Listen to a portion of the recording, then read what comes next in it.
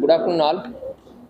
So ఈరోజు మన east Godavari జిల్లాకి సంబంధించినట్టు లాస్ట్ 1 ఇయర్లో జరిగినటువంటి పోలీస్ యాక్టివిటీస్ మొత్తం గురించి యాన్యువల్ ప్రెస్ మీట్ అనేది పెట్టుకున్నాము.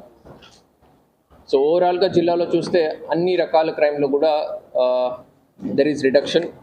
ప్రాపర్టీ అఫెన్సెస్ ఉండొచ్చు, బాడీలీ అఫెన్సెస్ ఉండొచ్చు, లేదా ఓవరాల్ రోడ్ యాక్సిడెంట్స్ ఉండొచ్చు, లేదా white collar offences, even cyber crimes or NDPS. So ఓవరాల్గా there is a reduction.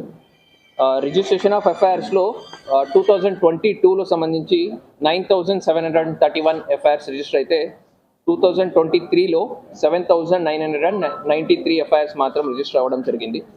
So overall 18% ఎఫ్ఐఆర్స్లో drop వచ్చింది కంపేర్ టు 2022.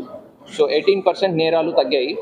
సో బాడీలో అఫెన్సెస్లో ఓవరాల్గా చూస్తే 895 2022 నుంచి 23లో 706, 21% మనకు బాడీలీ అఫెన్సెస్ తగ్గాయి. సో దీంట్లో మర్డర్స్ చూసినట్టయితే మనకు 25 2022లో 23లో 24 మర్డర్స్, ఒక మర్డర్ తగ్గింది.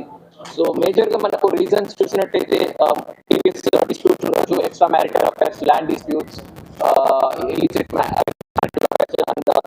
చిన్న చిన్న గొడవలు, తాగి కొట్టుకోవడంలో, కొన్ని స్పర్ ఆఫ్ ద మూమెంట్లో జరిగినవి, ఇలాంటి రీజన్స్ ఎక్కువ ఉన్నాయి. బట్ మ్యాక్సిమం మనకు ప్రీవియస్ డిస్ప్యూట్స్ వల్ల అండ్ ఎక్స్ట్రా మ్యారిటల్ అఫైర్స్ వల్ల ఎక్కువ జరగడం జరిగింది మేజర్.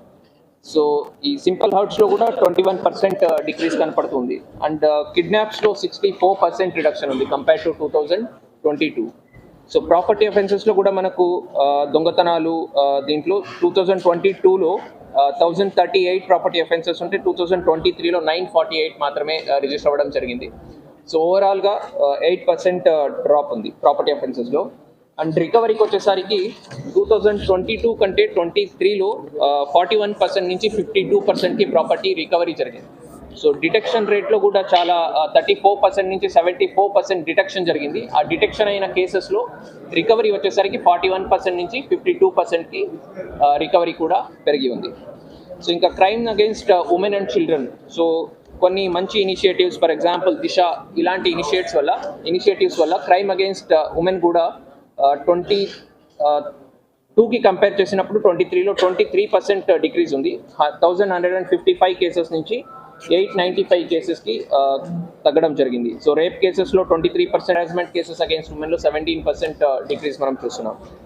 సో SC/ST కేసెస్లో కూడా 22కి కంపేర్ చేసినట్టయితే 17% డిక్రీజ్ ఉంది.